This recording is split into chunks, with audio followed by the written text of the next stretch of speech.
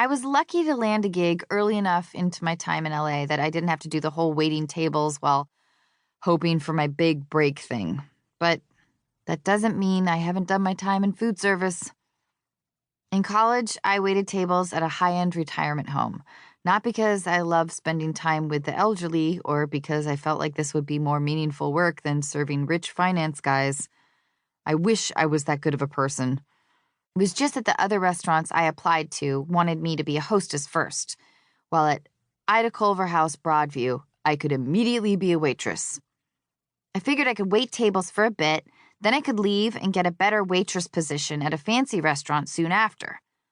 I got $5.25 an hour, no tips. Not until Christmas, at least. The other workers there kept telling me to just wait until Christmas.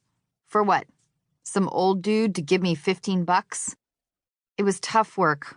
Not only is it grueling to be on your feet all day, but it's also so incredibly boring to listen to people tell you what they want to eat. Figuring out how to focus on the words coming out of people's mouths while they told me their food order was seriously my biggest challenge. Of course, it didn't help that I would go to work stoned, and I'm not a good stoner. Despite repeated references to smoking weed in this book, the activity actually makes me paranoid and weird, and that's why I don't do it anymore. Once I was taking the order of a four-top, 4 little German ladies in their late 80s who sat together every dinner. They placed their orders, and I said, uh-huh, uh-huh, uh-huh, as I wrote everything on my pad. I always used a pad. I don't understand those servers at fancy restaurants who don't use a pad. I memorize lines for a living, but I would never be able to keep orders straight. After the last lady put in her request, I walked back to the kitchen and looked down at my pad. It was all just scribbles. I hadn't written down any actual words. I went back to the table in a sweat trying to figure out what I was going to say. If these ladies had had dementia, I would have had some hope, but no luck. They were a sharp posse. So I said something about a cook dropping their order, but it was still embarrassing, especially since there were only 4 options on the menu. Later that same week, I spilled hot coffee on one of those little German ladies.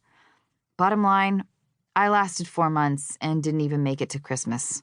I was going to school and trying to get homework done, and my glamorous waitressing days did not feel like my destiny. Plus, between bus fare and getting my uniform cleaned, I ended up losing money overall. When I told my mother I couldn't do the retirement home job anymore, she was so disappointed in me. "You are not a quitter," she said. "I did not raise a quitter." All I could say was, "Maybe you did." But I needed a job. My parents generously paid for my college, but that was it. I didn't have an allowance. Poor me.